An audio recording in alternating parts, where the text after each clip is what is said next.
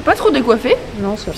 Bonjour, je m'appelle Léa Ascovici, je rame au club du Perreux-sur-Marne et je participe au championnat du monde en 200. Je m'appelle Léontine Fouquet, je rame au club de Bergerac et je participe au championnat du monde en 220. Ça permet surtout de prendre confiance en 200 parce que mine de rien, ramer à l'international dans un bateau course c'est jamais facile. Dans un 400 on va dire on peut se cacher, pas trop quand même.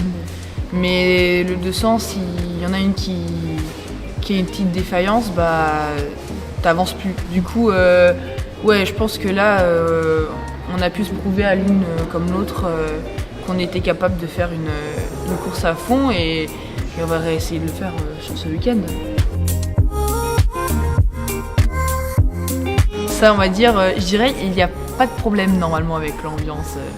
Puis en plus, vu qu'on le fait en France, j'ai l'impression que ça rajoute encore un petit truc en plus. Bon, même si c'est Vers-sur-Marne, on est quand même content que ça se passe en France, quoi. C'est sympa là-dessus, les coachs ils sont à fond. Voilà.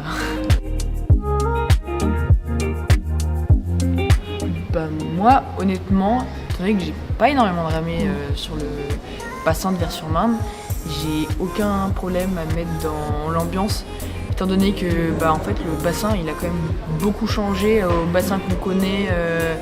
Des petites piges qu'on peut faire ou championnat de France. Là, mine de rien, on voit d'autres nations qui arrivent. Ça parle pas que français. Et puis même, il y a plein de bouées, plein de sens de circulation. Du coup, même si on connaît le bassin, il n'y aura aucun problème à se mettre dans... Enfin, moi du moins, à me mettre dans l'ambiance championnat du monde. Oui, non, je suis un peu pareil. Le bassin, il a beaucoup changé. Il y a eu plein de nouveaux trucs, de nouveaux aménagements qui ont été mis.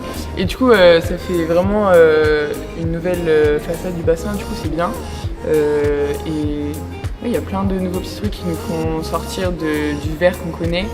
Après, j'avoue que ceux qui rament à l'année ici, c'est plus compliqué. Ceux qui sont en pôle et qui connaissent bien ce bassin, ça va être un peu plus compliqué, c'est sûr. Mais c'est bien aussi parce que du coup on connaît le bassin, on sait comment il peut être et comment il peut être compliqué et du coup on peut un peu plus l'aborder d'une certaine façon et du coup c'est pas mal. Qu'il soit à fond, hein. Il faut qu'il soit comme nous on va dire dans les 250 derniers mètres à fond.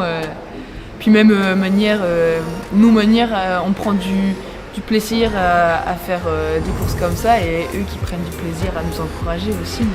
On va pas les obliger, mais normalement s'ils sont là c'est pour ça. Alors du coup non, qu'ils aillent à fond. De manière pire on n'entend pas, mais si on entend c'est encore mieux. Justement, ça nous booste.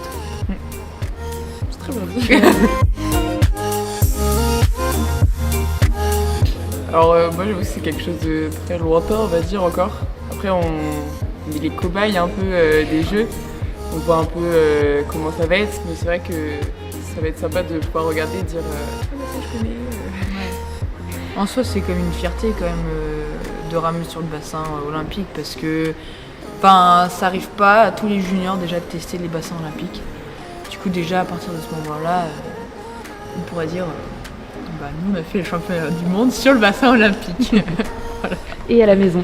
Et à la maison, voilà. On peut tout simplement les remercier. En soi, si par rapport au coach, c'est quand même grâce à eux qu'on en est là.